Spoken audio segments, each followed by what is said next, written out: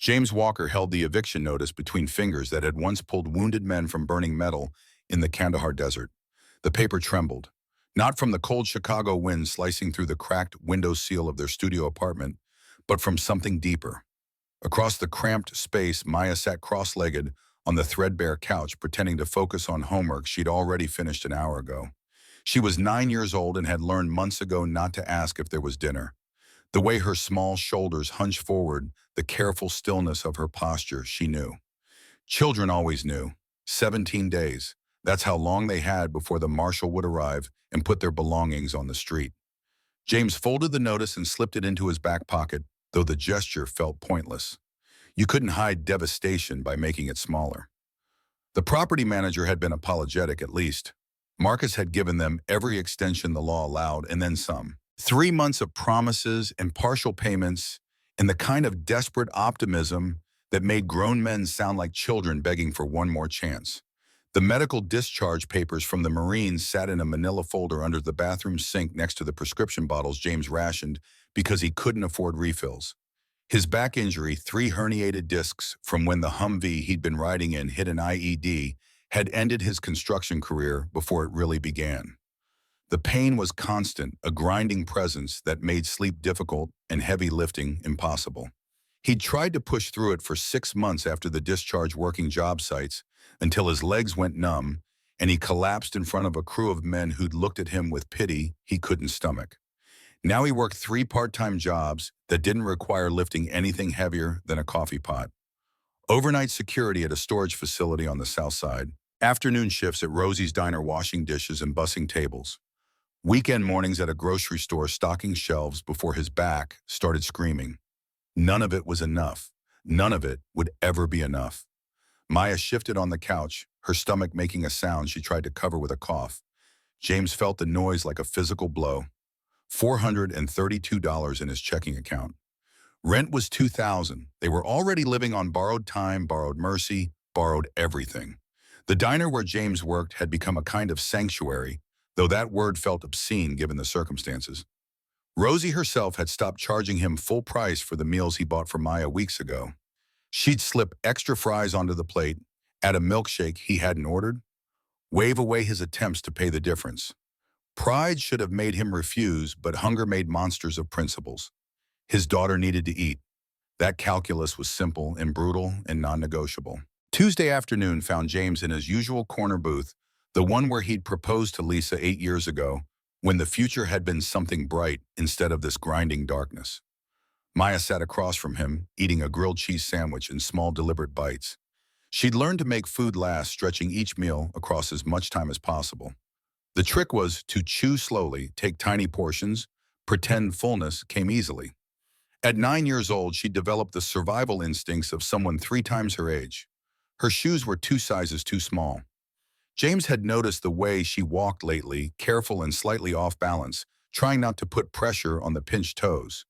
New shoes cost money they didn't have.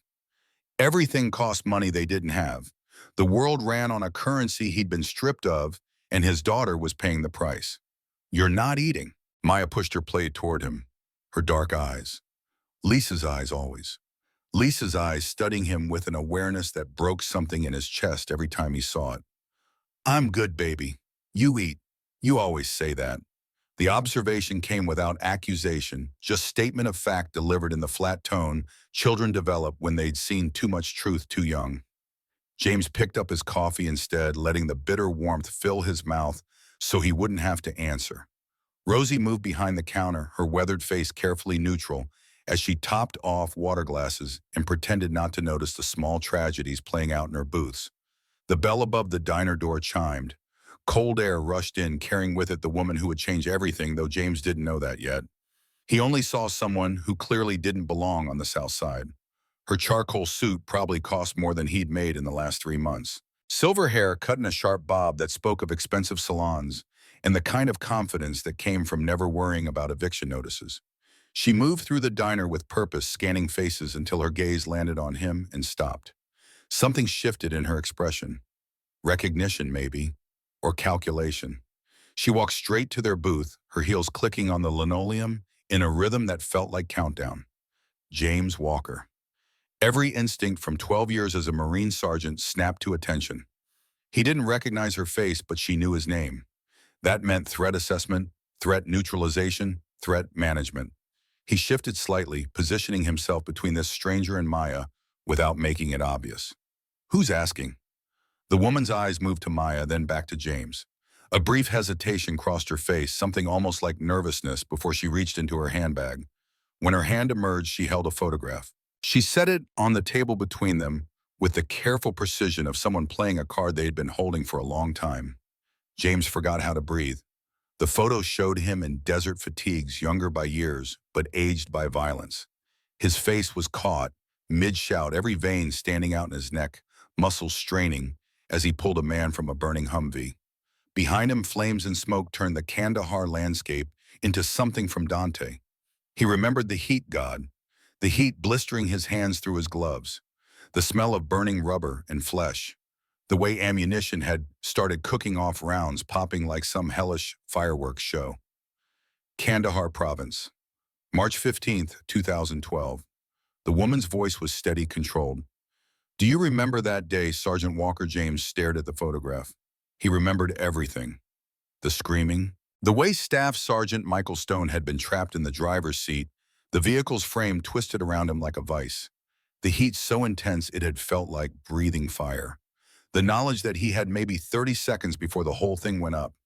The way Michael's eyes had locked onto his terror and resignation, fighting for dominance. Who are you, Catherine Stone? Michael's mother. The diner tilted slightly. James gripped the edge of the table, his coffee forgotten. Michael had survived that day. James had pulled him out, gone back for two others while the ammunition cooked off around them. He'd gotten all three men clear before the Humvee exploded in a fireball that singed his eyebrows from 20 feet away. Michael made it home. He did. Catherine's composure wavered for just a moment, a crack in the professional facade. Thanks to you, he had 5 more years, got married, started a career with the VA helping other veterans. He had a life. Then complications from his injuries caught up with him last year. Maya was watching them both, her grilled cheese forgotten, those two perceptive eyes taking in every word and gesture. James felt his throat close. Michael Stone had been a good Marine, a good man. The kind of soldier who'd give you his last bottle of water on a 120-degree patrol without being asked. I'm sorry for your loss, ma'am. Michael was one of the best. He was my only child. Catherine said it simply, stating fact without embellishment. Before he died, he made me promise to find you, to make sure you were okay. Heat crept up James's neck, part shame and part anger. I'm fine. Catherine's gaze moved deliberately around the diner, took in his worn jacket with the fraying collar. Maya's shoes scuffed and clearly too small, the way he hadn't ordered food for himself. The eviction notice creating a rectangular outline in his back pocket that any trained observer could spot. Mr. Walker. Her voice carried the weight of someone used to cutting through pretense. I didn't spend 2 years and considerable resources tracking you down to exchange pleasantries. I know you're days away from eviction. I know you work 3 jobs that are destroying what's left of your back. I know your daughter wears shoes that don't fit because you can't afford new ones. The words hit like physical blows. James felt Maya shrink beside him, suddenly self-conscious. Shame flooded through him, hot and choking. This stranger had excavated every private failure, every inadequacy, and laid them out on the table next to the grilled cheese and cold coffee. How dare you? I know your wife Lisa died 4 years ago from breast cancer. Catherine continued as though he hadn't spoken. I know you promised her you'd give Maya every opportunity, and I know you're failing that promise right now. Not because you're a bad father, but because you're trying to do it alone when you don't have to. James stood so fast the booth shook. We're leaving? Sit down, Sergeant. The command in her voice bypassed his anger and hit something deeper. Some part of him that still responded to authority and rank structure. He stood frozen, torn between rage and the terrible suspicion that she was right about everything. I have a proposition. Catherine's eyes held his steadily.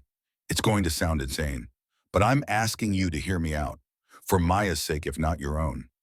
James looked at his daughter. Maya stared back at him with an expression he couldn't read. Old beyond her years, tired of struggling, hoping for something even though hope had become dangerous. He sat back down slowly. Catherine slid into the booth across from them, setting her handbag aside with deliberate care. When she spoke, her voice had softened slightly, but the steel underneath remained. I'm 58 years old. I built a commercial real estate company from nothing after my first husband died.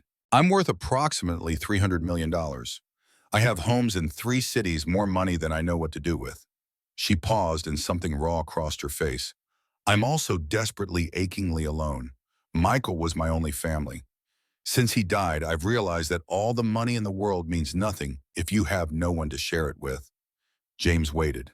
There had to be more. People didn't track down strangers and recite their net worth for sympathy. Before Michael died, he kept a list. Catherine pulled her gaze from some middle distance and focused back on James. People who'd saved his life, had his back, made a difference when it mattered. You were at the top, Mr. Walker. He made me promise that if anything happened to him, I'd find you and make sure you were taken care of. He said Mom James Walker ran into a burning vehicle to pull me out while ammunition was exploding around him. That man has a family. Make sure they're okay. The memory hit James hard. Michael had been conscious when James pulled him free, coherent enough to gasp thanks through smoke-damaged lungs. They'd stayed in touch for a few months after that deployment, exchanged emails, and the occasional phone call. Then life had happened. James's discharge, Lisa's diagnosis, the grinding necessity of survival, and the correspondence had faded. I hired a private investigator. Catherine's voice pulled him back. It took time, but I found you. And when I learned about your situation, when I saw the trajectory you were on, I realized Michael had given me something precious. A purpose, a way to honor his memory that actually meant something. What exactly are you proposing? Catherine took a breath, and James saw genuine nervousness in her eyes for the first time. Marriage. The word hung in the air. Somewhere in the kitchen, a plate shattered. The sound seemed very loud, a marriage of partnership and mutual benefit. Catherine spoke quickly now, as though afraid silence would let him bolt. Not love, not romance. A practical arrangement where we both get what we desperately need. Her eyes moved to Maya. Your daughter would have everything. The best schools, healthcare, college fund. Every opportunity you want to give her, but can't. You'd have financial security, medical care for your back, the chance to actually be a father instead of working yourself to death. And what would you get?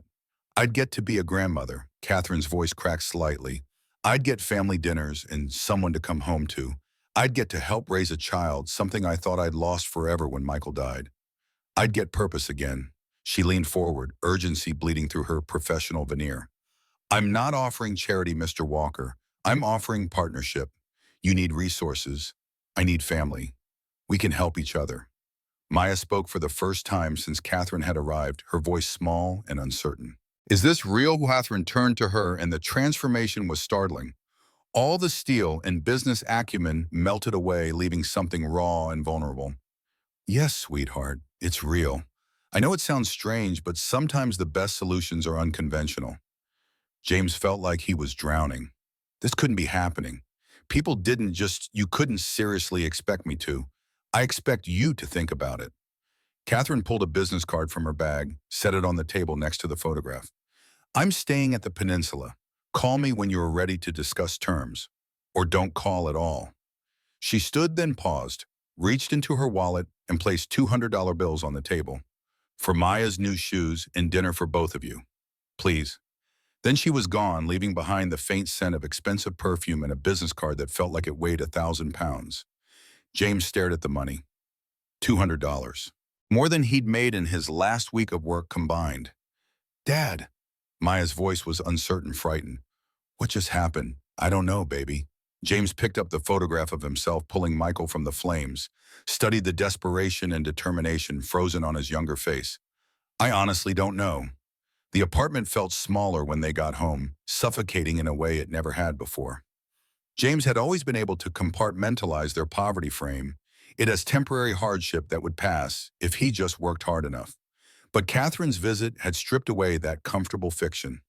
She'd seen through every excuse, every rationalization straight to the ugly truth he was failing. His daughter was suffering because of his pride, his inability to accept that some problems couldn't be solved through sheer force of will.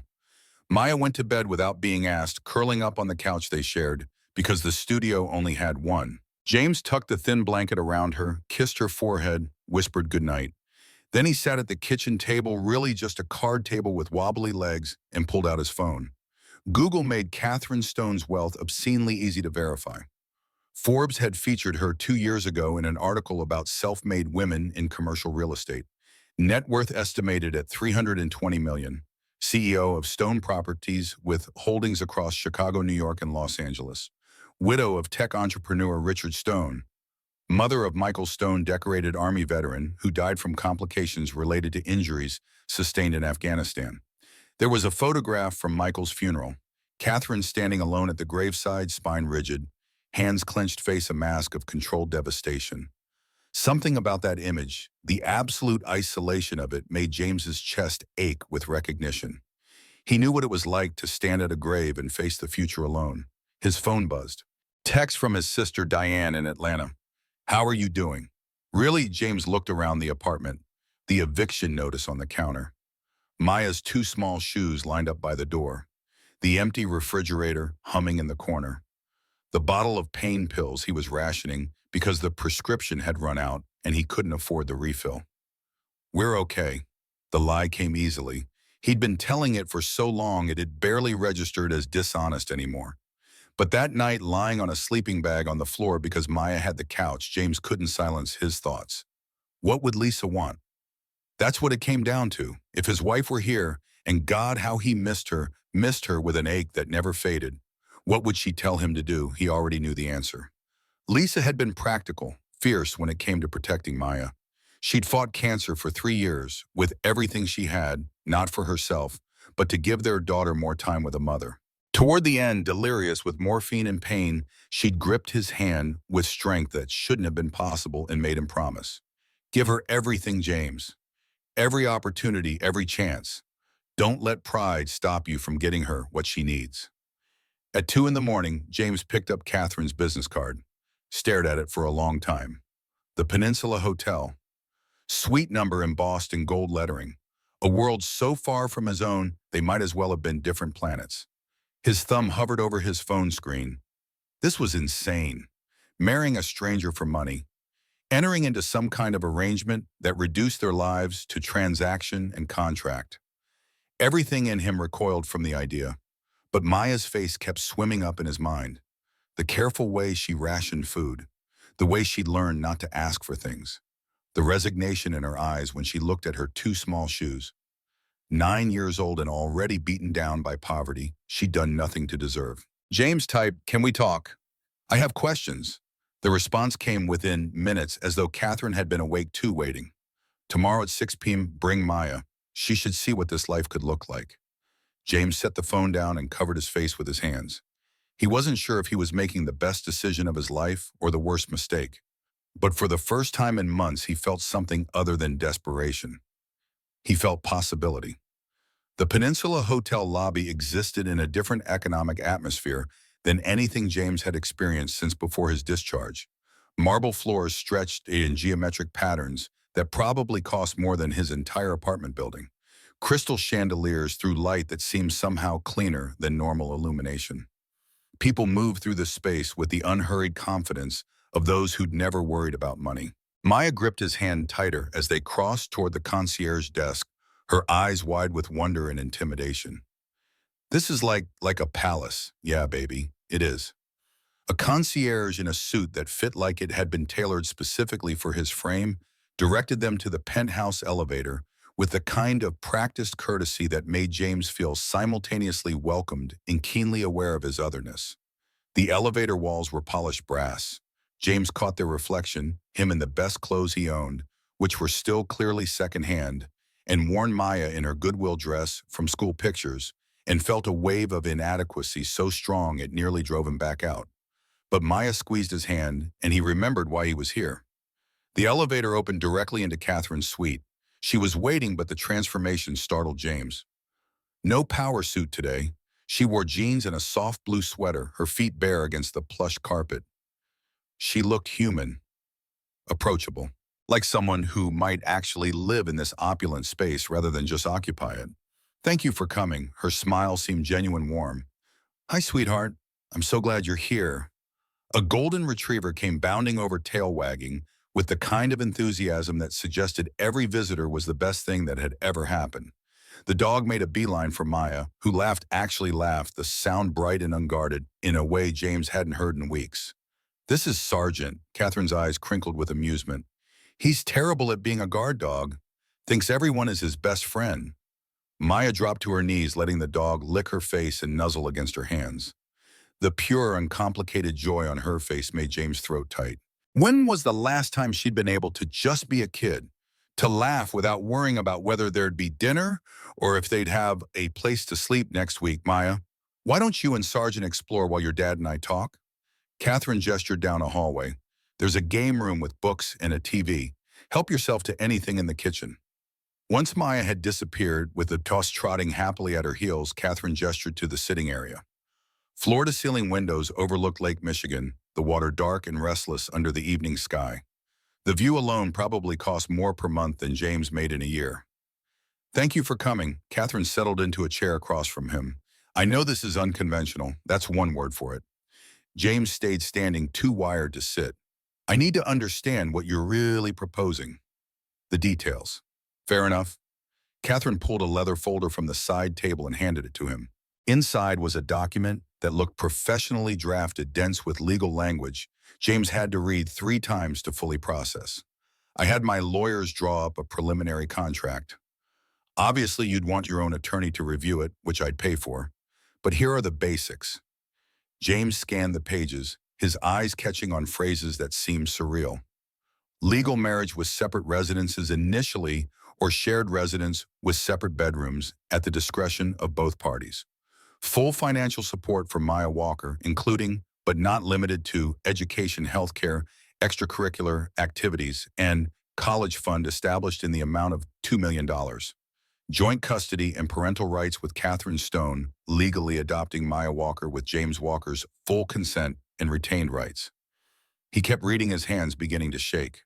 In the event of divorce or separation, a settlement of no less than $5 million to James Walker plus full college fund for Maya. Walker remains intact regardless of circumstances. This is... James looked up, unable to finish the sentence. His brain couldn't process numbers that large attached to his life. "It's what Michael would have wanted." Catherine's voice was gentle but firm.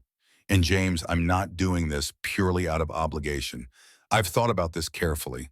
I want family again. I want a child's laughter in my home. I want someone to cook dinner for, to help with homework, to attend school plays for. I want purpose. What about me?" James met her eyes. "What's my role in this?" "Just the father you're supporting. You're my partner." Catherine leaned forward, intensity bleeding through her professional veneer. "James, I'm not trying to save you. I'm trying to build something with you, a family. I don't know how to do that alone. I never had the chance with Michael. He was grown before I realized I'd missed most of his childhood building my company." She paused, vulnerability flickering across her face. "But you do. You've been an incredible father under impossible circumstances. I need that. I need someone who knows how to love a child unconditionally, who can teach me how to be what Maya needs." "I don't understand." James set the contract aside. "Why marriage? Why not just help us financially? Because charity creates obligation and resentment." Catherine's answer came quick, like she'd anticipated the question. "Because I don't want to be the rich lady who helps the poor veteran out of pity. Because I want this to be real, James. A real family with real commitment. Marriage makes it real." From down the hallway came Maya's laughter, Sergeant, apparently doing something hilarious. The sound carried pure joy, uncomplicated happiness that James couldn't remember the last time he'd heard from her. "Can I be honest with you, please? I'm terrified of being alone for the rest of my life." Catherine's voice dropped, intimate confession replacing business pitch. "I'm terrified of dying in some hospital room with only employees around me. I'm terrified that Michael's death was meaningless, that I'll just exist until I don't, having made no real difference beyond a bank account." Her voice cracked slightly. "You have something I've lost. You know how to be a parent. You know how to make a child feel loved and safe. I'm offering money and resources. You're offering something infinitely more valuable." James sank into the chair across from her, overwhelmed. "This is the craziest thing I've ever considered." "I know. It could be a disaster."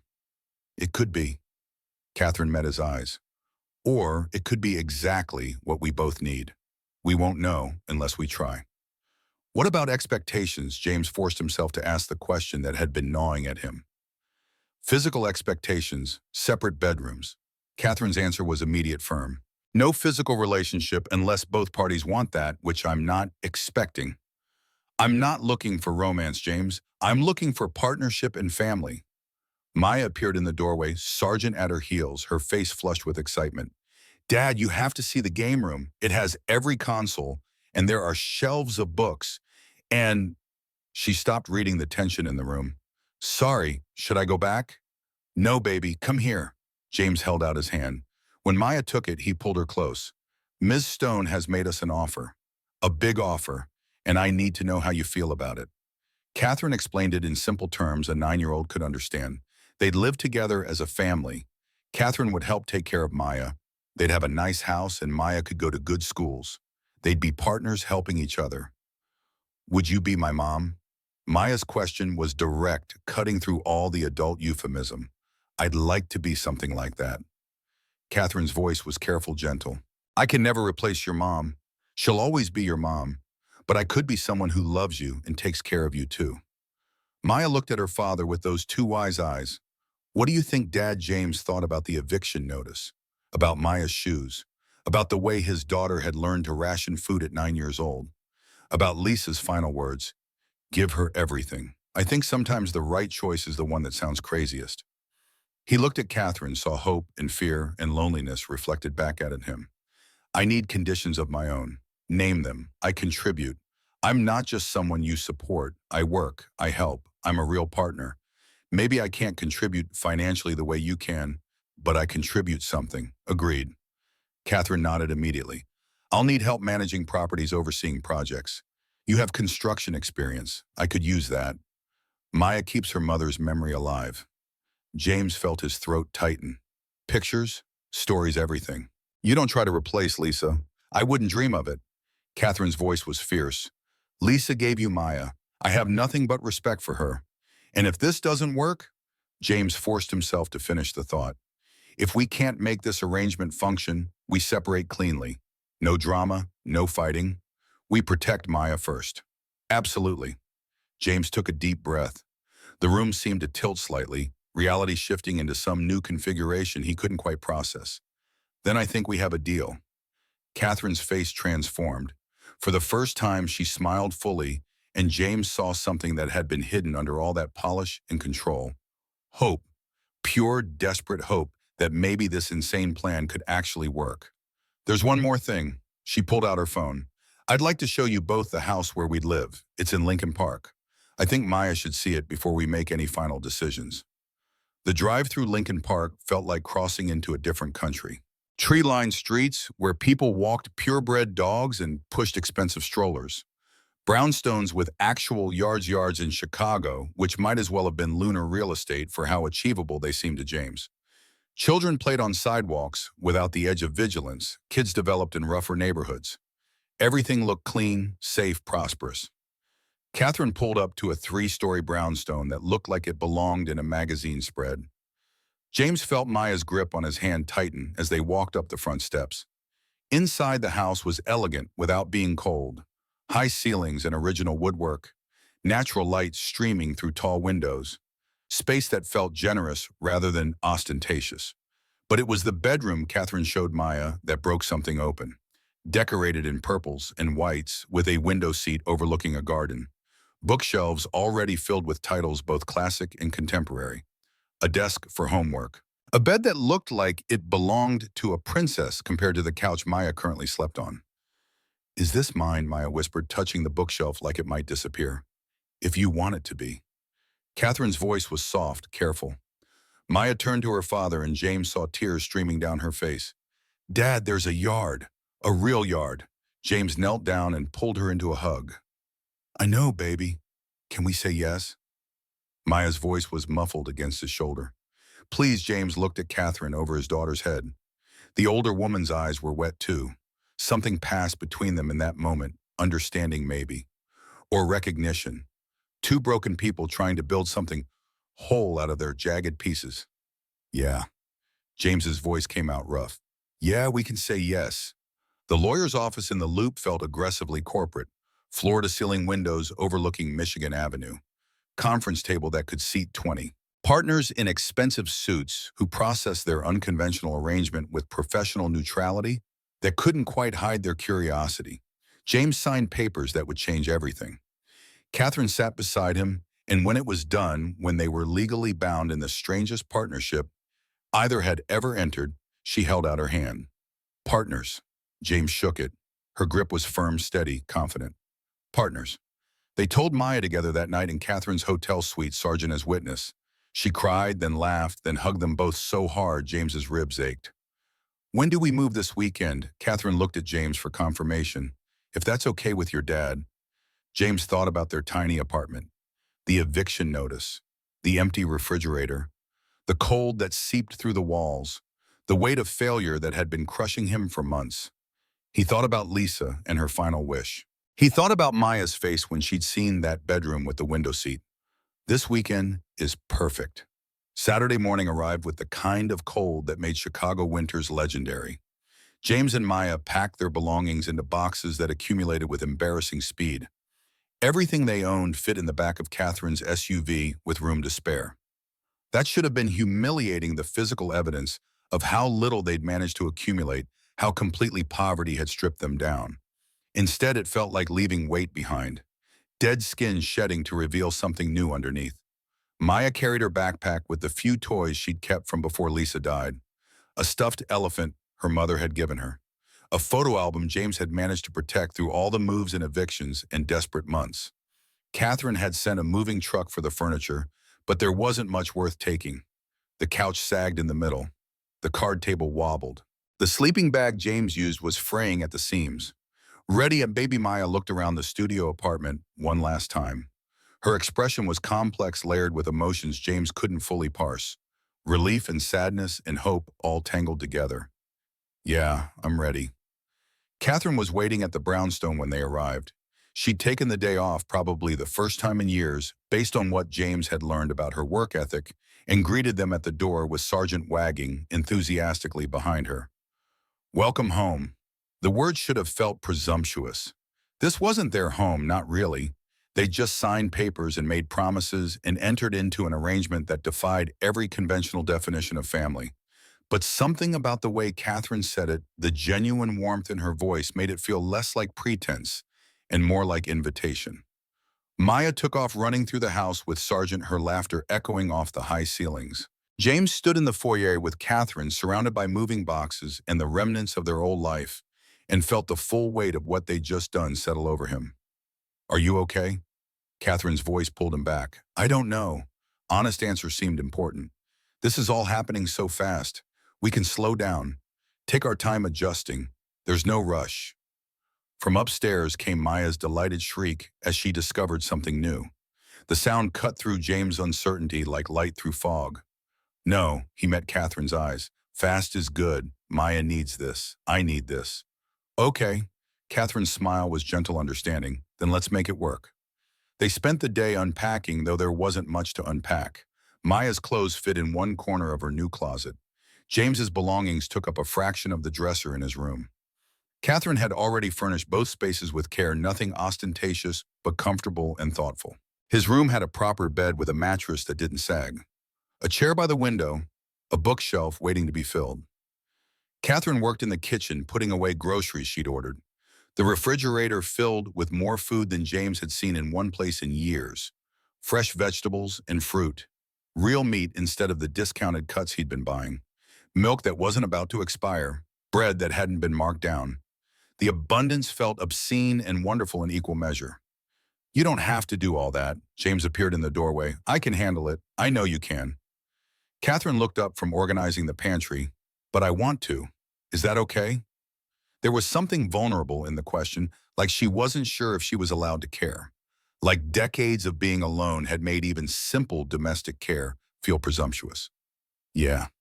James found himself smiling despite the strangeness of it all. It's okay. They ordered pizza for dinner that first night, eating on the floor, because the furniture Catherine had ordered wouldn't arrive until Monday. Maya sat between them eating slice after slice without the careful rationing she'd developed, just eating like a normal 9-year-old kid, happy and full and unconcerned. "This is the best pizza I've ever had." She announced it with complete sincerity, though the pizza was just regular delivery from a local place. James understood what she meant. It was the first meal in forever, where nobody was counting pennies or stretching dollars. The first meal where they could just eat without the background radiation of anxiety about whether there'd be food tomorrow. After Maya went to bed in her new room in her new bed, surrounded by books and comfort, James and Catherine sat in the living room with coffee. Sargent sprawled across both their feet, already claiming them as his people. "Thank you." James said it quietly, looking at the hardwood floors rather than at her. "For all of this. For what? For seeing us. For caring." For he gestured around, encompassing the house and the security and the future that had seemed impossible 3 days ago. "Thank you for saying yes." Catherine's voice was equally soft. "For trusting me. For giving me a reason to fill this house with life again." She pulled something from her pocket. A photograph of Michael in his dress blues, young and proud and alive. "I'm doing this for him." She said it carefully, like confession. "But I'm also doing it for me." Is that selfish? No. James thought about Lisa, about promises and grief and second chances. "I think it's human." They sat together in the quiet house, two broken people trying to build something whole. Outside Chicago, traffic hummed its constant song. Inside, for the first time in a very long time, James Walker believed that maybe, just maybe, everything was going to be okay. The morning of their first full day in the brownstone, James woke at 0500 out of pure habit. For a disoriented moment, he didn't recognize the ceiling above him. Too high, too clean, paint without water stains or cracks. Then reality reassembled itself around him, and he remembered where he was, who he'd become in the span of less than a week. His back protested as he sat up. Some things didn't change regardless of how expensive the mattress, but the pain felt different here. Manageable. The room was warm, actually warm instead of the constant chill that had pervaded their old apartment. He'd slept better than he had in months. The house was silent except for Sargent's soft snoring from somewhere downstairs. James found his way to the kitchen, moving quietly. Catherine was already there wearing running clothes, her face flushed. She'd obviously been up for a while. "You run every morning, 5 miles. She moved past him to the espresso machine with practiced ease. Started after Richard died. Needed something to do with the anxiety. They stood in awkward silence while the machine hissed and gurgled. Catherine handed him a mug of coffee, their fingers brushing briefly in the exchange. The contact felt charged somehow, weighted with the strangeness of their situation. "You're up early," she spoke into the steam rising from her own cup. Military habit. James took a sip, grateful for something to do with his hands. "Can't seem to shake it even years later." "I understand." Catherine's eyes went distant. Michael was the same way, even years after he got out up before dawn every single day. She paused, then seemed to come to some decision. "There's a gym in the basement, equipment for physical therapy if you want it. I had my trainer stock it based on your medical records." James felt a familiar prickle of discomfort. "You read my medical records. I needed to understand your limitations so I could help properly." Is that crossing a line? He wanted to say yes. Wanted to be angry about the invasion of privacy. But the practical part of him, the part that had agreed to this arrangement in the first place, knew she was right. If they were going to make this work, she needed to know everything. "No." The admission came reluctant. "It's just going to take some getting used to. Having someone know everything about me. I can imagine." Catherine sipped her coffee. "For what it's worth, I'm not interested in your past as judgment. Only in making sure the present and future work for all of us." Maya's footsteps thundered down the stairs before James could respond. She burst into the kitchen, already talking words tumbling over each other in her excitement.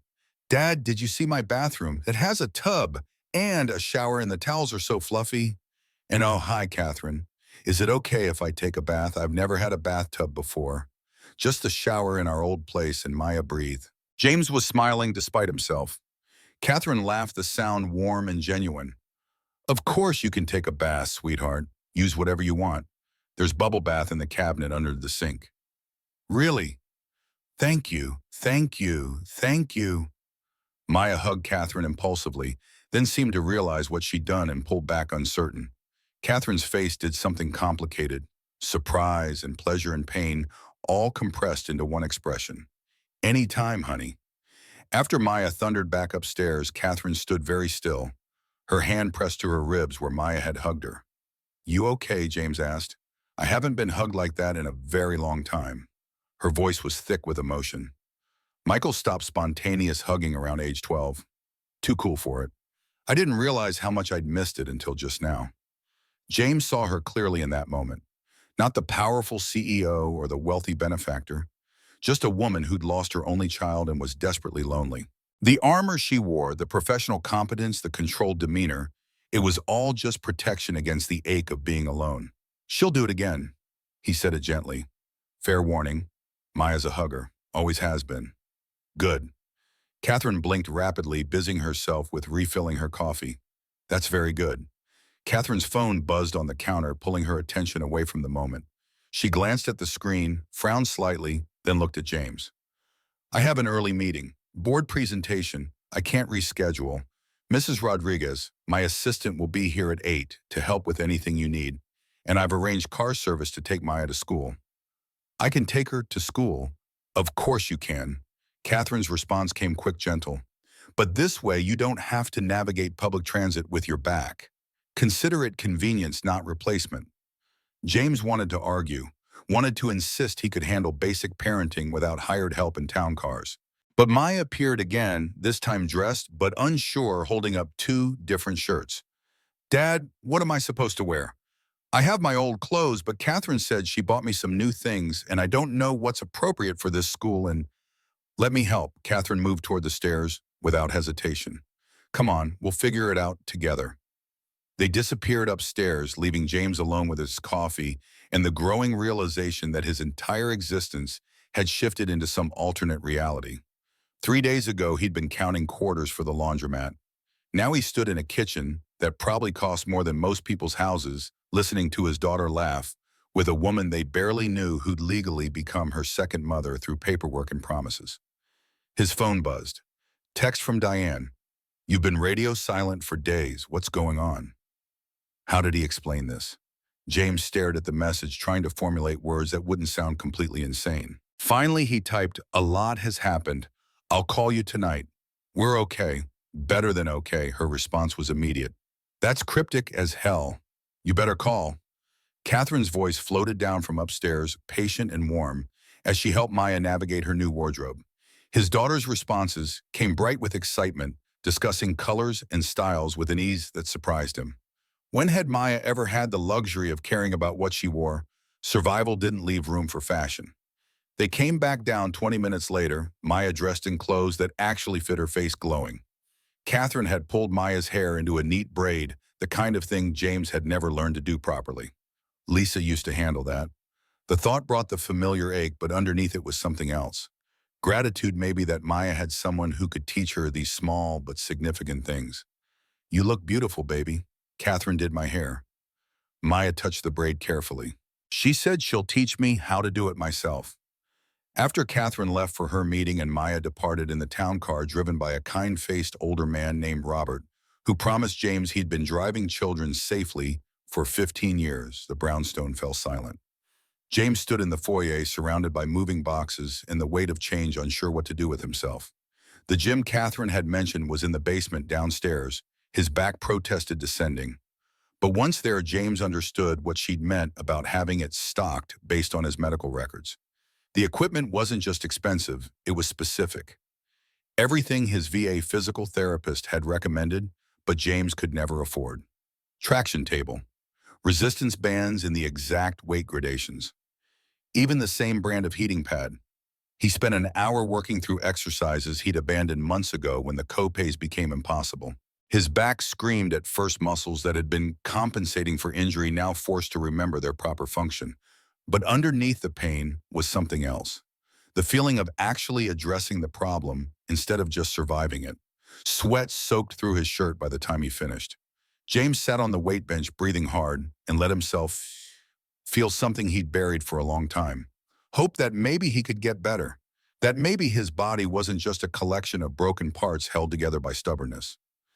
His phone rang, unknown number. James almost didn't answer, but something made him pick up. Mr. Walker, this is Monica Rodriguez, Mrs. Stone's assistant. I'm outside with some materials for you.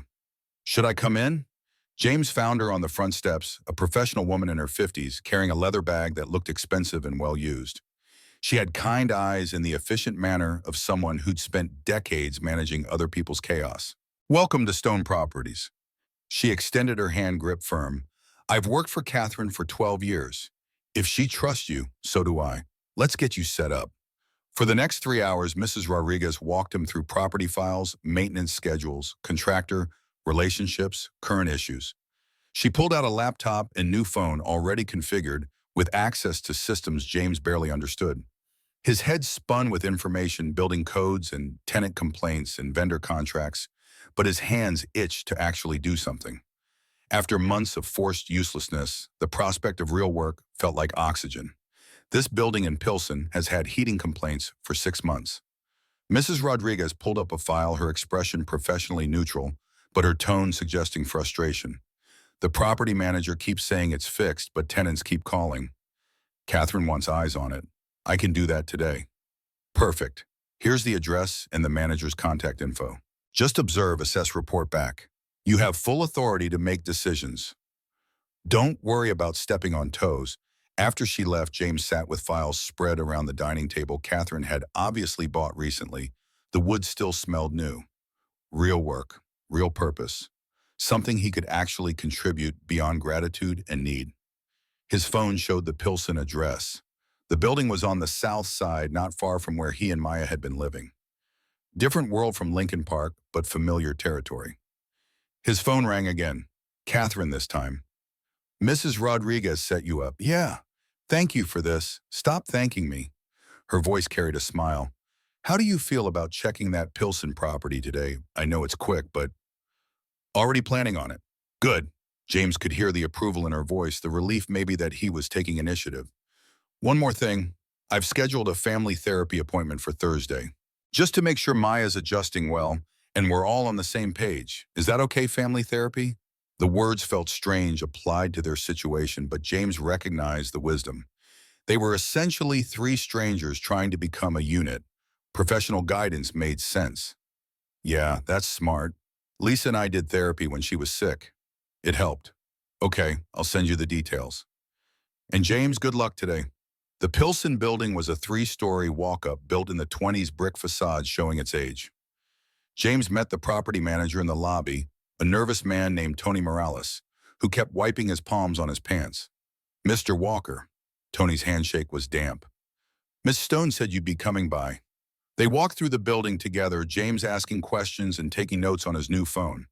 The heating system was ancient, barely functional. Tenants had jury-rigged space heaters that were obvious fire hazards.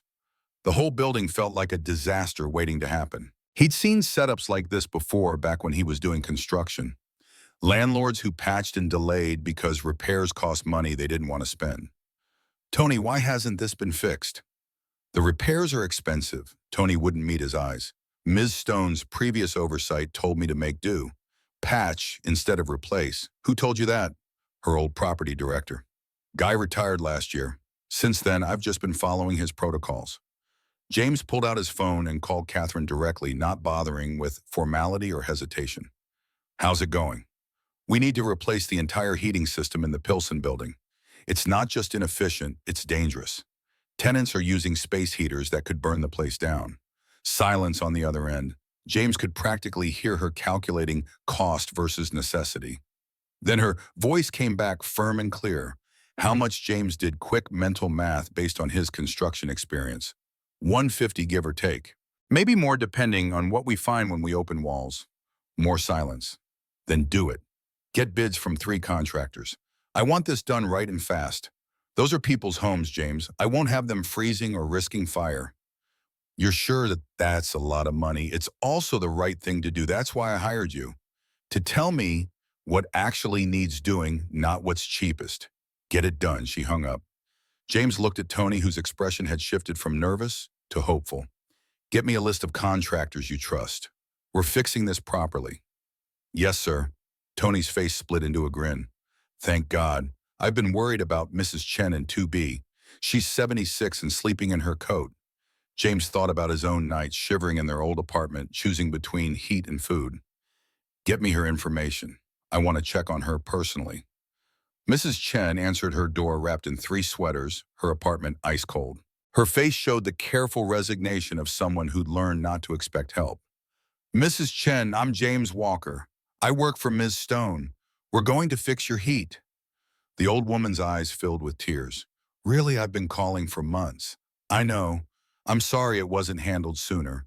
We're starting tomorrow. In the meantime, James made a decision that felt right in his bones. I'm sending someone to bring you safe space heaters today. You'll be warm tonight. After leaving Mrs. Chen's apartment, he called Catherine again. I need to buy space heaters for the tenants. Safe ones, not the fire hazards they're using. Until we get the system replaced. How many units? 24. Call it $5,000. Do it. Send me the receipt. Catherine James struggled with the numbers, the casual way she threw around money that would have changed his life a month ago. You're spending nearly $200,000 on a building that probably doesn't generate that much profit, James. Her voice carried steel underneath the warmth. Those are human beings living in those apartments. Families, elderly people. I don't care about profit margins when people are sleeping in coats in their own homes. Fix it. That's an order. He heard something in her tone that made him understand why she'd succeeded in business. Not just intelligence or drive, but fundamental decency. She'd gotten rich without forgetting that numbers on spreadsheets represented actual lives. Yes, ma'am. That evening at dinner, Maya dominated conversation about her first day at the new school. She'd made a friend named Sophie. The teacher was nice. The robotics club looked amazing. The soccer coach wanted her to try out next week. Can I, Dad? Please, James looked at Catherine, still adjusting to the reality that these decisions were shared now. Of course you can. Catherine said it before James could respond. We'll make sure you have everything you need. After Maya went to bed, Catherine poured 2 glasses of wine in the study, a room James was beginning to think of as theirs, a shared space separate from the rest of the house. She handed him one and settled onto the couch with visible exhaustion. How was your first day as property director eye-opening? James sat beside her, maintaining careful distance. That building's been neglected for years, I know. Wethren's voice went quiet, ashamed. After my previous director retired, I didn't replace him properly. I was too buried in grief over Michael to pay attention. People suffered because I wasn't doing my bum. You're fixing it now, because you showed me what I couldn't see. They sat in comfortable silence, Sergeant sprawled across both their feet like he was trying to physically connect them.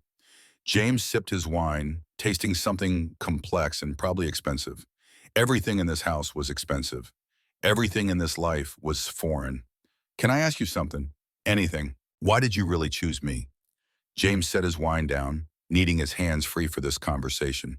Out of everyone Michael mentioned, everyone you could have helped, why specifically me? Catherine was quiet for a long moment, her gaze distant. Finally, she spoke, her voice careful. Honest answer. Please. Because when I watched you with Maya before I approached you in that diner, I saw something I'd lost when Michael died. She paused, gathering words. I saw unconditional love. Pure, selfless, parental love. You were broke and hurting and struggling, but you looked at your daughter like she was the entire universe. Her voice cracked slightly. I wanted to be part of that again.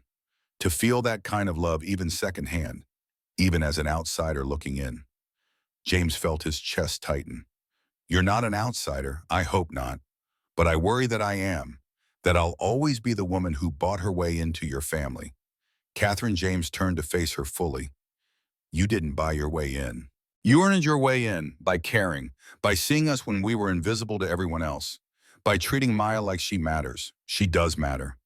Catherine's eyes were bright with unshed tears. She matters so much. The moment stretched between them, honest and raw. Then Catherine seemed to come to some decision, her expression shifting to something more guarded. I should tell you something I probably should have mentioned before we got married. James tensed. What I had you investigated. Thoroughly. Catherine wouldn't look at him, now her gaze fixed on her wine glass. I know it's invasive and probably feels like a violation, but I needed to know who I was bringing into my life. I hired a private investigator who looked into everything. Your military service, your marriage, Lisa's death, your financial situation, medical records, even your psychological state. The words hit like physical blows. James stood up, wine forgotten anger flooding through him, hot and choking. You what? I'm sorry. Catherine finally met his eyes. I should have told you up front. But James, I needed to know if this was safe. For me and for Maya, I needed to understand who you really were. You had no right, I know. Do you? James heard his voice rising, couldn't stop it. Because it feels like you think your money gives you the right to invade every corner of my life, to dig through my worst moments and catalog my failures. You're absolutely right to be angry. Catherine stood too, but didn't approach him. I won't make excuses, but I would do it again because I needed to protect myself and make informed decisions. I won't apologize for that, even though I'm sorry it hurts you. What did you find? James demanded. What secrets of mine did you excavate that you're exactly who you appeared to be? Catherine's voice stayed level. A good man in terrible circumstances. A father who loves his daughter more than anything. Someone who's been dealt a brutal hand but hasn't become bitter or broken. She paused. The investigation made me certain, James. Certain that I was making the right choice. That you were someone worth building a life with. You still should have told me. You're right. I'm sorry I didn't tell you before we married. But I'm not sorry I did it. James paced the study, fury and humiliation warring in his chest. If their positions were reversed, if some wealthy stranger had offered to marry him and support his child, wouldn't he want to know everything? Wouldn't he do exactly what she'd done? What was in the psychological assessment? Catherine hesitated. You really want to know? Yes, it said you showed signs of severe depression and possible suicidal ideation, that you were isolating socially, that your pride was preventing you from seeking help, that you were at risk for self-harm if your circumstances continued to deteriorate. The words hung in the air, brutal in their clinical accuracy. James sank back onto the couch, all the fight draining him out of him. Was it true? Catherine asked gently. Were you thinking about hurting yourself? James put his head in his hands. I don't know, maybe. There were nights when I thought about how much easier everything would be for Maya if I just wasn't there anymore. If she could live with Diane and get the insurance money and not have to watch me fail day after day. Oh, James, I never would have done it. The words came fierce, defensive. I promised Lisa I'd take care of Maya. But did I think about it? Yeah, I thought about it. Catherine sat beside him, close but not touching. I'm glad you're here. I'm glad you didn't. And I'm glad I found you before things got worse. They sat together in the quiet house, honesty hanging between them like something fragile and precious. Outside Chicago, traffic hummed its constant song. Inside, two people who barely knew each other tried to figure out if truth was enough foundation to build on. Finally, James spoke, his voice rough. No more secrets. If we're doing this, really doing this, we have to be honest with each other, even when it's hard. Agreed, no more secrets. And I need you to understand something. James lifted his head, met her eyes. I'm grateful for what you've done for us. But I'm not broken. I was struggling, yeah. But I'm not some charity case you rescued. I'm a partner, an equal partner, even if my bank account doesn't reflect that. I know, Catherine's voice was soft. And James, I need you to understand something too. I'm not just doing this for you or Maya. I'm doing this for me. Because I was drowning too, just in a different way. You think being rich means you can't drown? She took a shaky breath. I was suffocating in loneliness and grief and purposelessness. You saved me too. You gave me a reason to wake up in the morning. We saved each other. James looked at this woman he'd married less than a week ago, this complex, brilliant, grieving woman who'd upended his entire life, who'd seen him at his worst and chosen to help anyway, who'd been honest about her investigation, even knowing it might destroy the fragile thing they were building. Okay, he said it quietly. We saved each other. I can live with that. Catherine smiled, and it was real, tired and relieved and genuine. Good, because we're stuck with each other now, for better or worse. That was in the vows, wasn't it? Traditional vows, yes. Maybe we should have used the traditional ones. Wait, because James struggled with the words, surprised by his own honesty, because I think this might actually turn into something real, something more than a business arrangement. Catherine's breath caught. James, I'm not saying I'm in love with you. The clarification felt important. I'm not. But I like you, Catherine. I respect you. I trust you with my daughter, which is the highest compliment I can give. And that's a foundation, maybe not a traditional one, but a foundation nonetheless. I like you too. She said it softly. More than I expected to. More than I thought was possible this quickly. They sat together in the dim study, Sergeant snoring at their feet, and something shifted between them. Not love, not yet, but something that might grow into it given time and care and honesty. Thank you for telling me about the investigation. Thank you for not walking away when I did. James picked up his wine glass, raised it slightly. To honesty, Catherine clinked hers against his. To honesty, and to figuring this out together. They drank, and for the first time since Catherine had appeared in that diner, James felt like maybe they actually could make this work. Not because it was easy or conventional, but because they were both willing to be honest about the hard parts. Upstairs, Maya slept peacefully in her room with the window seat safe and warm and loved. And down in the study, two broken people sat together in the darkness, learning how to be whole. Thursday morning arrived with the weight of anticipated discomfort. The therapy appointment loomed over breakfast like an exam James hadn't studied for. He watched Maya push cereal around her bowl, her usual morning chatter subdued. Catherine sat across from them, answering emails with the mechanical efficiency of someone using work to avoid thinking about the afternoon ahead. Dr. Sarah Mitchell's office occupied the third floor of a building in River North, all exposed brick in deliberately calming colors. The waiting room had magazines nobody read, and a white noise machine that couldn't quite mask the murmur of voices from behind closed doors. James sat between Catherine and Maya, hyper-aware of the space between their bodies, the careful way they avoided accidental contact. Walker family. A woman appeared in the doorway, 50s maybe, with the kind eyes James associated with people who'd heard every human story and stopped judging somewhere along the way. I'm Dr. Mitchell. Come on back. Her office felt intentionally non-threatening. Couch big enough for all three of them, though Maya immediately positioned herself between the adults like a buffer. Books lined the shelves, psychology texts mixed with novels and what looked like poetry. A window overlooked the street, giving them something to look at besides each other. So, Dr. Mitchell settled into her chair with a notebook. Catherine tells me you're a newly blended family. About 3 weeks in, is that right? Closer to 3. Catherine's voice carried its professional edge, the armor she wore in unfamiliar situations.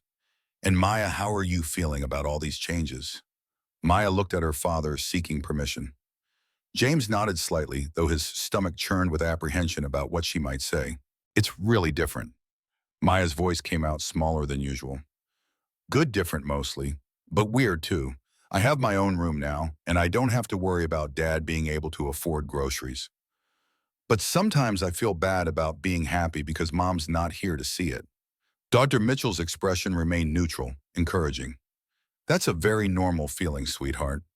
Can you tell me about your mom? She died when I was 5. Cancer. Maya's words came rehearsed, a story she'd told enough times that emotion had been polished away by repetition. I don't remember a lot, except she smelled like vanilla and used to sing to me at bedtime. Dad talks about her sometimes, but I think it makes him sad, so I don't ask too much. The observation hit James like a punch to the solar plexus. He hadn't realized Maya was censoring herself to protect him. His daughter was 9 years old and already carrying the weight of managing his grief. James, that is Baez. Dr. Mitchell turned to him, her voice gentle. How do you feel about Maya asking about Lisa? I want her to ask.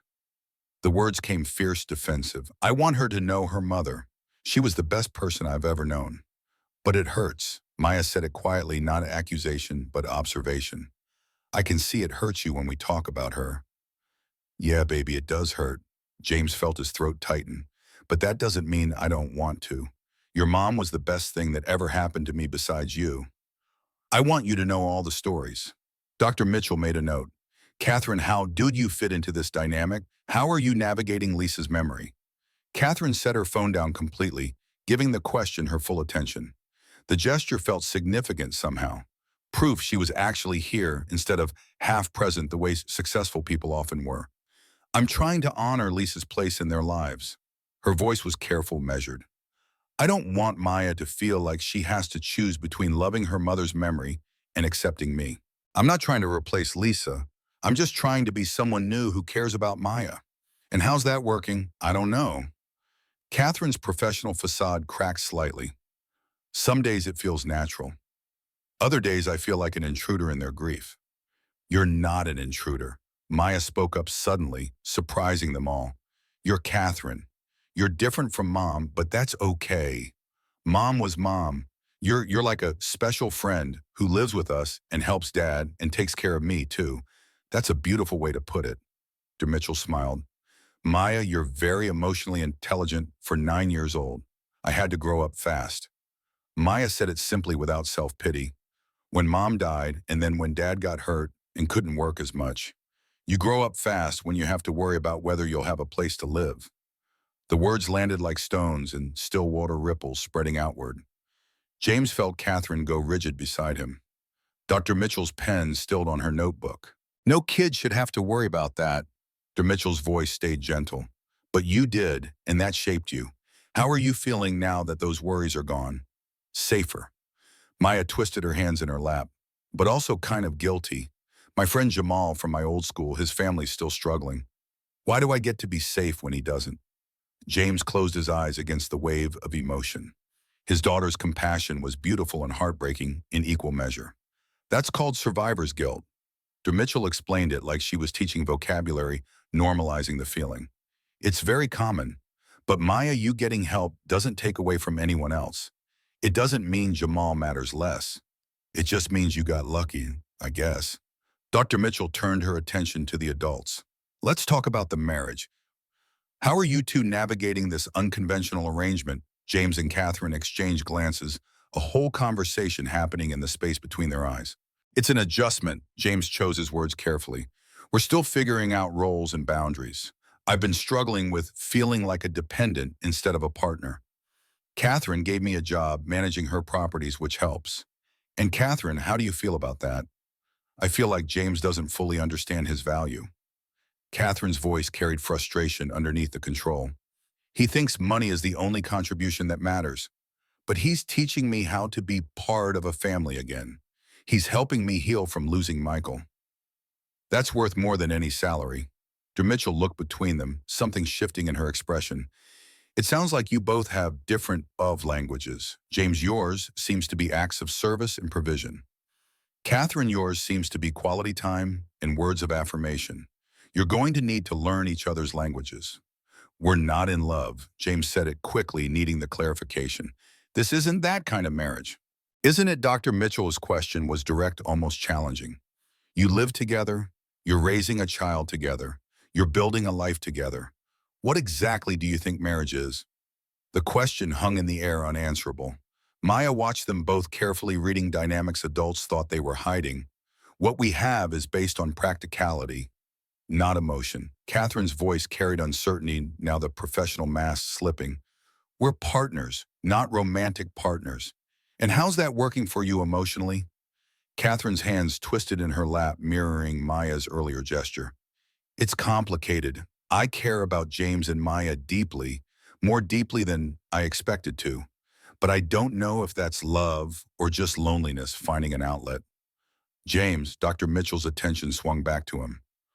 What about you? James thought about the conversation they'd had in the study, about Catherine's confession that she'd been drowning too, about his own admission that he'd thought about ending it all. I respect Catherine. The words came slowly, honestly. I like her. I trust her with my daughter, which is the highest compliment I can give anyone. Is that love? I don't know. I loved Lisa with everything I had. This feels different. Different doesn't mean less valid. Dr. Mitchell set her notebook aside, giving them her full attention. Love comes in many forms. What you're building might not look like a traditional romance, but it's still real and valuable. Maya raised her hand like she was in school, the gesture so earnest it would have been funny in any other context. Yes, Maya. Can I say something? Of course, sweetheart. I think they're both scared. Maya's voice was matter-of-fact, delivering truth without judgment. Dad's scared of forgetting Mom if he loves someone else. Catherine's scared of being rejected if she cares too much. But from where I'm sitting, they already care about each other a lot. They just won't admit it. Silence filled the office. James felt his face heat with embarrassment and something else. the exposure of being seen so clearly by his 9-year-old daughter. Out of the mouths of babes. Tara Mitchell smiled genuine warmth, breaking through professional neutrality. Maya, you might be the wisest person in this room. After the session, they walked to Catherine's car in silence that felt different than before, heavier with things unsaid. James helped Maya into the back seat, then stood on the sidewalk with Catherine, neither of them moving toward the driver's door. She's right, you know, James heard himself say it. Maya, I am scared, me too. Catherine admitted it quietly. Terrified, actually. Of what? Of this being temporary. Catherine's voice dropped intimate confession on a public street. Of you waking up one day and realizing you don't need me anymore. Of Maya growing up and not wanting some stranger playing grandmother. Of being alone again. James stopped her with a hand on her arm, gentle pressure that made her meet his eyes. Catherine, look at me. She did, and he saw genuine fear there. Vulnerability she'd been hiding behind competence and control. I'm not going anywhere. The words came from somewhere deep truth he hadn't known he felt until he spoke it. Neither is Maya. We're in this. Whatever this becomes, we're in it. You can't promise that. I can promise I'll try. That I won't walk away when things get hard. That I'll keep showing up. Catherine's eyes filled with tears. No one's ever promised to keep showing up before. Even Richard, even Michael, they left. Not by choice, but they left. Everyone leaves eventually. Not me. James squeezed her arm gently. Not if I can help it. Maya appeared between them, tugging on Catherine's sleeve. He means it. My dad doesn't break promises. Ever. Catherine pulled Maya into a hug, then impulsively reached for James too. They stood there in the parking lot, three people trying to become a family, holding on to each other like lifelines. Passers-by walked around them, probably thinking they looked strange. James didn't care. Sunday arrived with the kind of spring sunshine that made Chicago residents forget they'd spent 6 months in frozen misery. Catherine drove them north to Evanston, her hands gripping the wheel tighter than necessary. In the passenger seat, James watched tension climb her shoulders with each mile. You're nervous. My mother is. Catherine paused, searching for words. Formidable. She has very specific ideas about appropriate life choices. And I'm not appropriate, James said it without rancor, just acknowledgement of reality. You're not what she expected. Catherine glanced at him briefly before returning her attention to the road. But I've made it clear you and Maya are non-negotiable. She'll behave. In the back seat, Maya had been quiet since they left Lincoln Park. Now she spoke up, her voice small. What if she doesn't like us? Then that's her problem, not yours. Catherine's response came fierce protective. You're wonderful, sweetheart. Anyone who doesn't see that isn't worth worrying about. Eleanor Stone's house was exactly what James had expected. Old money wrapped in brick and historical preservation. Gardens that looked professionally maintained. Architecture that spoke of generations rather than decades. A housekeeper answered the door because, of course, there was a housekeeper, and led them to a sitting room that probably cost more to furnish than most people's annual income. Eleanor waited like a queen granting audience. Small and straight-backed, white hair and a perfect coif, eyes sharp enough to cut. She studied James and Maya with the clinical assessment of someone evaluating livestock. So, her voice was crisp, cultivated. You're the man my daughter married. James felt every instinct from his military training kick in. Assess, adapt, overcome. Yes, ma'am, thank you for having us. Sit, tell me about yourself, Mr. Walker. They arranged themselves on furniture that belonged in a museum. Maya pressed close to James' side, her usual confidence evaporated under Eleanor's scrutiny. I served in the Marines for 12 years. James kept his voice level, respectful, but not obsequious. Got injured, was discharged. Struggled for a while after that. Catherine found me and made a proposition that benefited us both. A proposition. Eleanor's eyebrow arched with devastating precision. How delicate.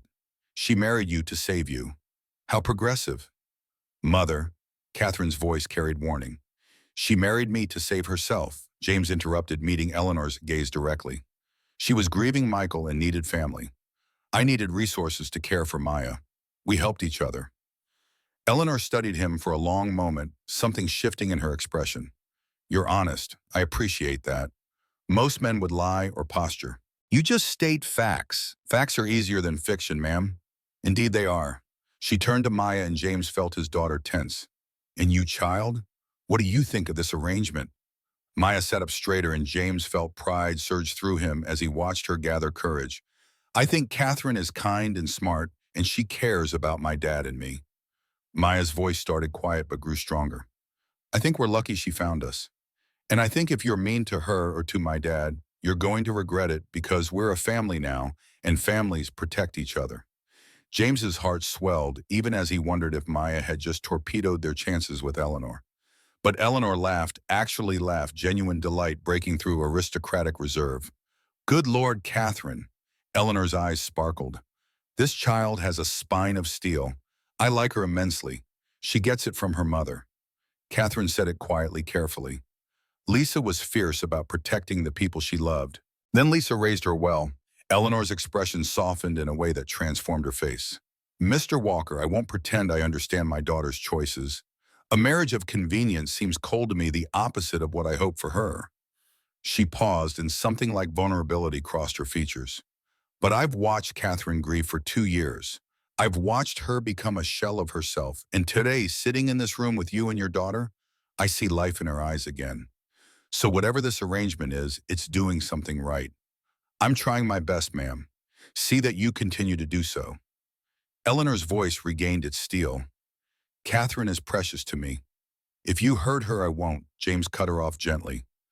Not intentionally, and if I do accidentally, I'll make it right. Eleanor nodded, satisfied. Good. Lunch is served in the dining room. Come, I want to hear all about this Thanksgiving dinner Catherine's planning. The meal was formal in ways James had only seen in movies. Multiple forks courses that arrived with military precision, conversation that danced around topics without ever quite landing on them directly. But Eleanor made an effort. She asked Maya about school, about soccer, about the robotics club. She asked James about property management, listened to his descriptions of the Pilsen building renovation with what seemed like genuine interest. She told stories about Catherine as a child, competitive, even then driven to succeed at everything she attempted. The anecdotes made Catherine blush, made her seem younger and more vulnerable than James had seen her. As they prepared to leave, Eleanor pulled James aside while Catherine helped Maya with her coat. My daughter lost her husband young, lost her son tragically. She's been alone too long. Yes, ma'am. Eleanor's grip on his arm was surprisingly strong. If you can give her family, if you can make her happy, then you have my blessing. But Mr. Walker, don't mistake kindness for weakness. Catherine is brilliant and powerful and doesn't need saving. She needs partnership. Can you be her partner? Yes, ma'am. That's exactly what I'm trying to be. Good. Then we'll get along fine. In the car, heading back to Lincoln Park, Catherine let out a long breath. That went better than I expected. Your mother's terrifying. James said it with something like admiration. She is, Catherine smiled. But she likes you. If she didn't, lunch would have lasted exactly 20 minutes and you'd never be invited back. She likes Maya more. Maya piped up from the back seat. Everyone likes Maya more. Catherine's voice carried affection. She's spectacular. Your mom said something to me. Maya's voice went quiet. While you were talking to Dad, what did she say? She said, take care of my daughter, young lady. She needs people who love her. Maya paused. I told her I would. Was that okay? Catherine pulled the car over abruptly, put it in park, turned around to face Maya with tears streaming down her face. That was more than okay, sweetheart. Thank you. That night after Maya had gone to bed, James and Catherine gravitated to the study like it was their designated space for honesty. Catherine poured brandy this time, handed him a glass, settled onto the couch with visible exhaustion. Your mother asked me if I could be your partner. What did you tell her? That I'm trying? James sipped the brandy, tasting oak and complexity. But Catherine, I need you to be honest with me. Am I succeeding? Am I being the partner you need? You're exceeding every expectation I had. Catherine's voice was soft, honest. You've taken on the property management like you were born to it. You're an incredible father. You've made this house feel like a home instead of just a place where I sleep. She paused, something vulnerable crossing her face. And you've been patient with me while I figure out how to be part of a family again. But James, you're doing everything right. Catherine set her brandy down, turned to face him fully. I'm the one struggling. With what? With the fact that this was supposed to be practical and unemotional, and I'm failing miserably at keeping it that way. James's heart began to pound. What do you mean? I mean, I'm developing feelings I didn't plan for. Catherine's voice broke slightly. Feelings that complicate everything. What kind of feelings? The kind where I look forward to coming home because you're here. The kind where I find excuses to be in the same room as you. The kind where I imagine what it would be like if this was real in every way, not just on paper. She was crying now, tears tracking down her face unchecked. I know. I know it's not what we agreed to. I know I'm breaking the rules of our arrangement. But I can't help it, James. You're a good man. You're kind and honest, and you care deeply about the people in your life. How am I supposed to live with you and not develop feelings? James stood, moved to the window, his mind racing. He thought about Lisa, about the grief that still lived in his chest like something permanent. He thought about the promise he'd made to give Maya everything. He thought about Catherine's confession, that everyone in her life had left her. I have feelings too. The admission came quiet, pulled from somewhere deep. Catherine went very still behind him. I didn't think I would. I thought my heart died with Lisa. But you've woken something up in me, Catherine. Something I didn't think I'd feel again. He turned to face her. I don't know what to do about it. What do you want to do about it? I don't know. Honest answer felt crucial. I loved Lisa with everything I had. Being with someone else feels like betrayal, like I'm replacing her. I understand, Catherine's voice was gentle. But she's gone and you're here. And Maya adores you and I. She stopped, unable or unwilling to finish. I don't want to be alone anymore either. James heard himself say it. I don't want to just survive. I want to live. And living means being open to whatever this is becoming. Catherine stood, moved closer. What is it becoming? Something real. The words felt inadequate for the complexity swirling through him. Something neither of us planned, but both of us need. They stood inches apart, years of grief and loneliness hanging between them like visible weight. Catherine reached out her hand, trembling, and touched his face. James closed his eyes at the contact, overwhelmed by how long it had been since anyone touched him with tenderness instead of pity. Can we take it slow? Her voice was barely audible. Can we figure this out together without rushing? Yeah, we can do that. She leaned in and James met her halfway. The kiss was gentle, tentative, a question more than a statement. He tasted brandy and salt from her, tears and possibility. When they pulled apart, Catherine was crying harder. I haven't kissed anyone since Richard died. 15 years. I'd forgotten what it felt like. How does it feel like coming home? They held each other in the study, two broken people trying to become whole. Outside, Chicago continued its endless rhythm. Inside, something new was being born, something fragile and precious and terrifying. James thought about the eviction notice that had been his reality less than a month ago, about desperation and fear and the grinding weight of failure. All of it felt like another lifetime now, another version of himself that existed only in memory. Thank you, he said it against her hair. For what? For finding me, for caring, for being brave enough to propose something crazy. Thank you for saying yes, for trusting me, for giving me purpose again. They stayed like that until the brandy glasses were empty and the house was quiet except for Sargent snoring from his bed in the corner. When they finally separated, Catherine smiled through her tears. This is going to be complicated, isn't it? Probably. But maybe complicated is worth it. Maybe it is. James went to bed that night with the taste of Catherine's kiss still on his lips, and hope blooming in his chest for the first time since Lisa died. He didn't know what tomorrow would bring, didn't know if they could build something lasting from their unconventional foundation. But he knew he wanted to try, and for now that was enough.